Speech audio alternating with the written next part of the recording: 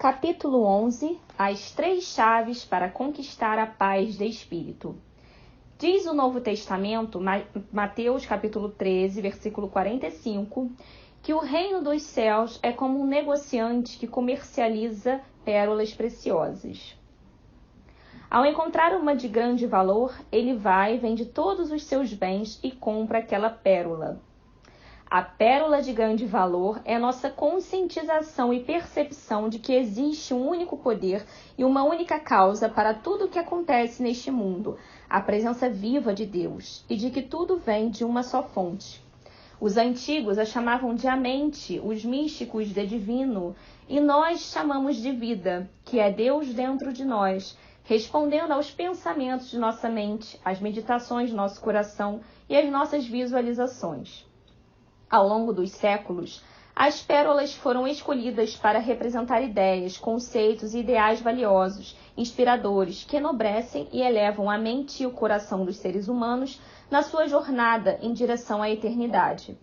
Essas ideias criam condições, eventos, relacionamentos e circunstâncias da nossa vida cotidiana, segundo o modelo determinado por nossos pensamentos dominantes e nossas sensações mais íntimas. A pérola também representa a verdade que nos liberta das crenças e atitudes que impedem nosso progresso espiritual. Mas por que a pérola? Ela nem mesmo é considerada uma pedra preciosa, como o diamante ou o rubi, e seu valor, em comparação com o deles, é bem menor. Entretanto, a pérola é o produto de uma irritação e a única gema criada por um organismo vivo. A ostra secreta camadas de madrepérola em torno de um grão de areia, por exemplo, para não ser machucada por ele. Essa propriedade faz com que a pérola também seja considerada a representação da presença viva interior. Quando ficamos profundamente perturbados ou irritados pelo modo como a vida está nos tratando, empenhamo-nos em buscar respostas para nos protegermos da adversidade e conseguirmos uma sensação duradoura de estabilidade, segurança e tranquilidade. Portanto, mesmo no meio da maior atribulação, existe uma bênção escondida, um benefício a ser descoberto, desde que tenhamos olhos para ver e ouvidos para ouvir. Uma frase que simboliza a percepção e a disposição de agir. A pessoa sensata mostra-se sempre insatisfeita com pérolas de menor qualidade, como a alegria e a felicidade passageiras, e anseia por encontrar uma pérola mais bela. Ter dinheiro é bom, mas não satisfaz, porque para vivermos bem, também precisamos de saúde, afeto, amizade, companheirismo, uma consciência limpa, impossível de conseguir sem o perdão e inúmeras bênçãos que a presença curadora está disposta a conceder aos que buscam ao seu auxílio. Entretanto, buscamos principalmente a pérola de maior valor, o reino dos céus. E o que é isso? O que significam essas palavras? As escrituras foram escritas em código e é essencial decifrá-lo para encontrar as verdades práticas ali contidas, como estão contidas em todos os livros sagrados das mais diversas religiões. Os intérpretes modernos dizem que o reino dos céus é um estado de conscientização em harmonia com a presença, com os pensamentos de Deus. Segundo a Bíblia, ele já está pronto dentro de nós desde o início dos tempos, portanto, todos podem alcançá-lo.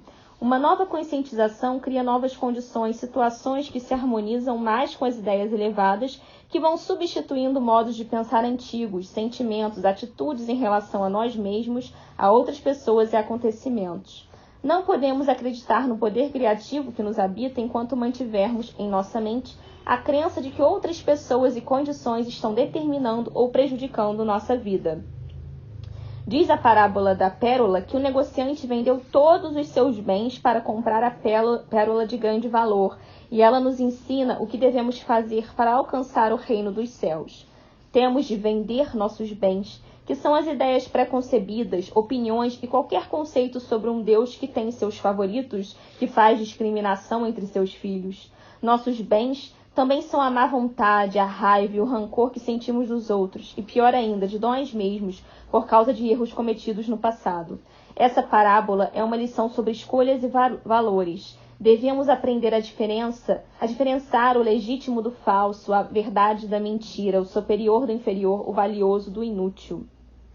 Não é por acaso que a pessoa que encontra a pérola é um negociante, um comerciante aparentemente bem-sucedido porque possui bens para vender. A capacidade de julgar valores é mais evidente no mundo dos negócios, no qual tanto vendedores quanto compradores desenvolvem um sentido agudo de valores. O reino dos céus está dentro de nós e precisamos aprender a ser bons negociantes para adquirirmos a capacidade de escolher os pensamentos e sentimentos mais valiosos e selecionarmos apenas as ideias que promoverão nosso progresso, bem-estar e prosperidade.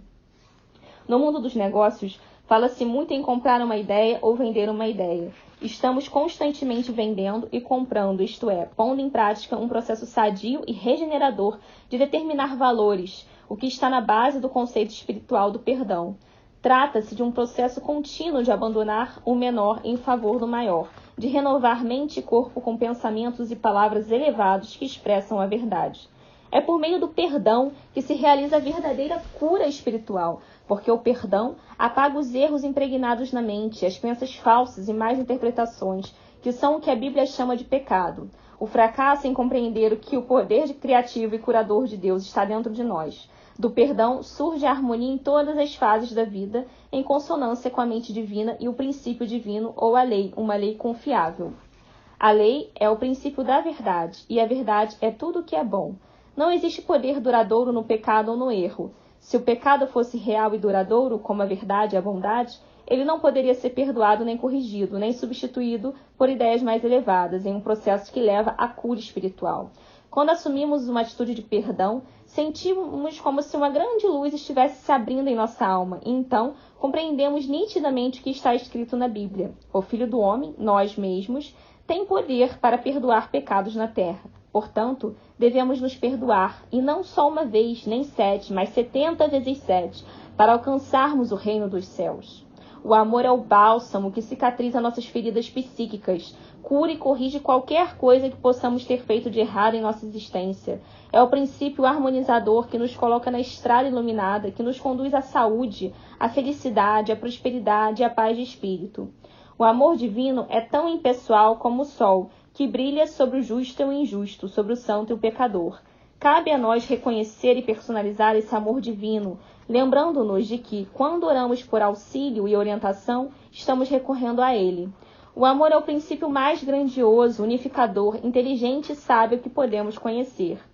É o amor divino que ajusta mal-entendidos, que restaura, renova e traz realizações, que desperta o amor por nós mesmos.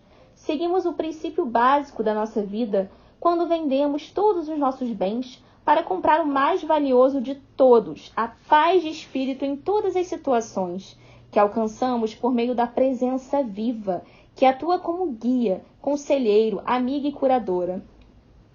O poeta e místico inglês Lord Alfred Tennyson escreveu: "Fala com ele, pois ele ouve. Está mais perto do que a respiração, mais perto do que mãos e pés."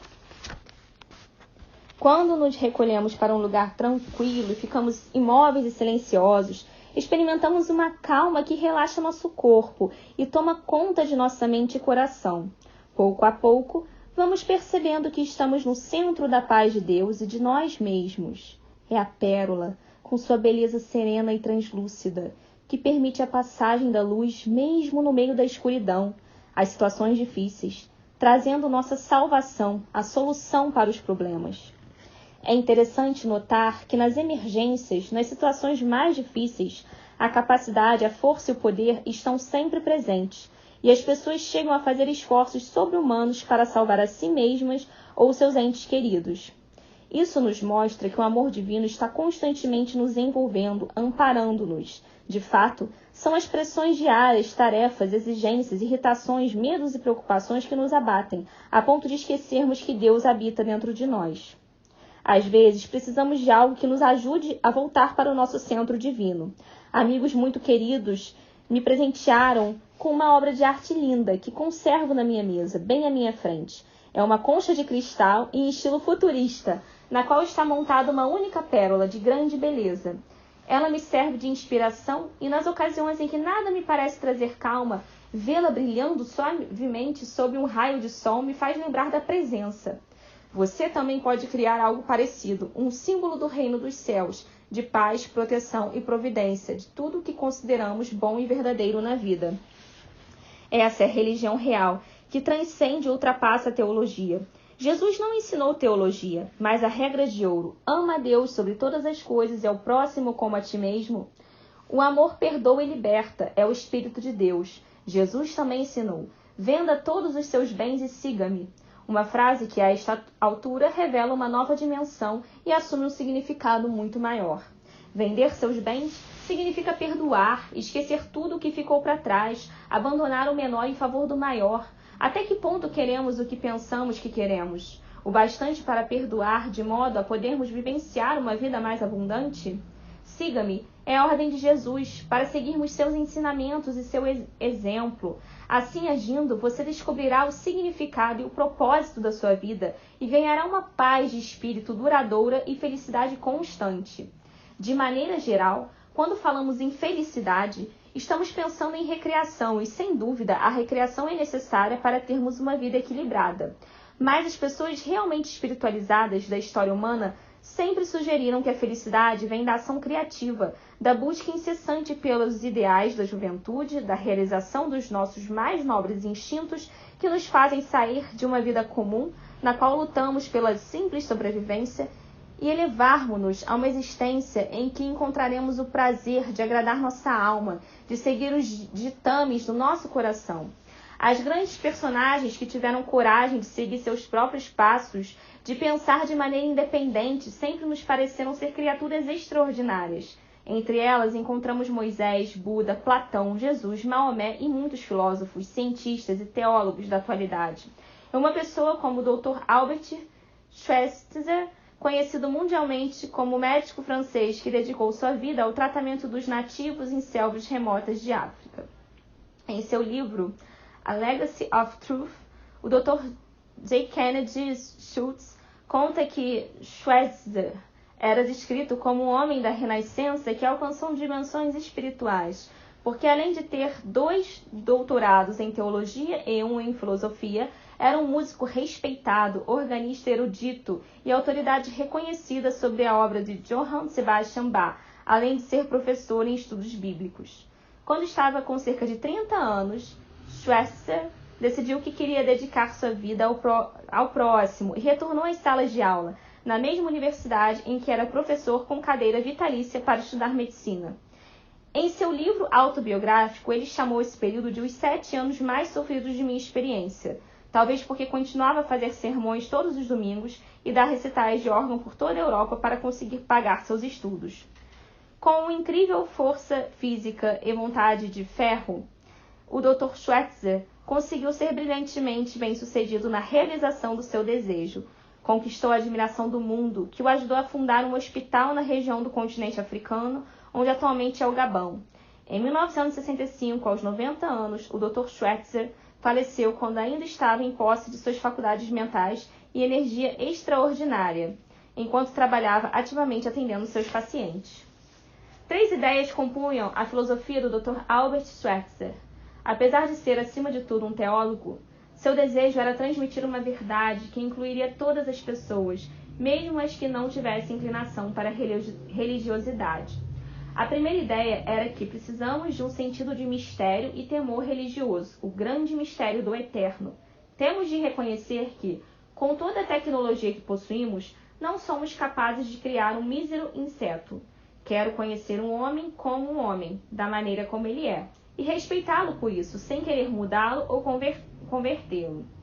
Em paralelo, a segunda ideia defende que todos precisam de um propósito, seja ele humilde, seja grandioso, e dedicarem-se a ele de modo a se envolverem completamente nele.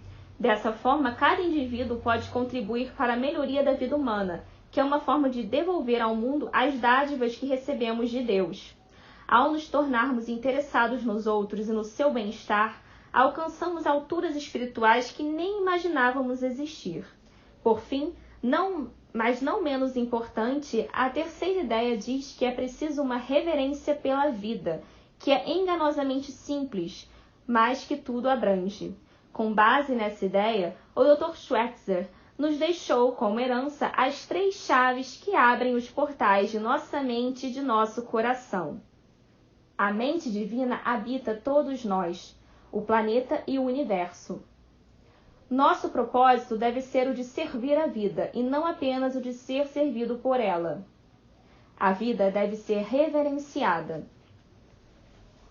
Aceitando essas ideias e nos comprometendo com elas, estamos cumprindo o propósito que nos trouxe a este mundo, porque passamos a ter uma vida mais abrangente em que vendemos nossos bens menos inspiradores e compramos o grande sentido de reverência pela vida, além da paz que vem com a verdadeira compreensão e que permanece para sempre conosco, o reino dos céus na terra. A preocupação e o medo só dominarão sua vida se você permitir, porque você tem o poder de expulsá-los de sua existência. A presença viva no seu interior lhe dá forças para fazer qualquer mudança em sua vida. Por meio da prece e da meditação, com um comprometimento com o seu eu espiritual e com confiança no divino, você vencerá sua insegurança e seus temores. Se alimentar a mente racional com pensamentos positivos, o subconsciente responderá positivamente quando se defrontar com problemas, encontrando soluções que resultarão em uma vida mais feliz, mais pacífica e mais recompensadora. Resumo do capítulo. Somos todos buscadores. Ter dinheiro é bom, mas não satisfaz.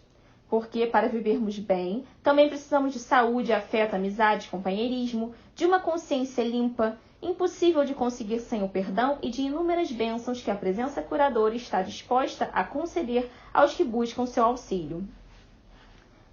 O reino dos céus está dentro de nós e por isso precisamos ser bons negociantes ao tratar de nossos pensamentos e emoções, ao sabermos escolher com o máximo de cuidado e interesse quais são os melhores, como faríamos se estivéssemos investindo uma fortuna no mercado de ações. Escolha apenas as ideias que promovem sua prosperidade e bem-estar e recuse-se a aceitar as que prejudicam o seu progresso espiritual. O amor é a cola que une todos os elementos do universo em magnífica harmonia. É o princípio harmonizador que nos coloca na estrada, que nos conduz à saúde, felicidade, bem-estar, prosperidade e paz de espírito. Relembre e aplique a filosofia do Dr. Schweitzer, que ele denominou como uma reverência pela vida. Ele nos deixou 3 grandiosas ideias como herança, chaves, que abrem os portais de nossa mente e de nosso coração. Primeira, a mente divina, a vida, existe dentro de todos nós e de tudo que existe no mundo e no universo. Segunda, nosso propósito deve ser servir a vida e não apenas sermos servidos por ela. Terceira, reverencie a vida.